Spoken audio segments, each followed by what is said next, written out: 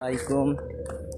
এটা হলো মক্কা শহর, আর আমাদের বিলা হলো একটু ভিতরে। এটা হলো নতুন রাস্তা হইতেছে, কাজ চলমান। আর সামনে হলো মক্কার গড়ি, বিশাল গড়ি টাওয়ার, বিশ্বের সবচাইতে বড় গড়ি। রাস্তা হওয়ার আগে রাস্তার নাম লেখা হয়ে গেছে আল মদিনা ওমর বিন আল খাত্তাব রোড।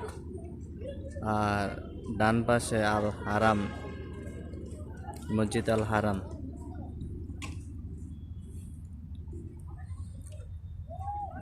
আর এগুলো হলো এদেশের নাইজেরিয়ার বাচ্চা পোলাপাইন।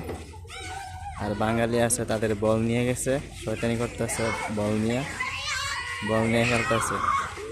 আল্লাহ।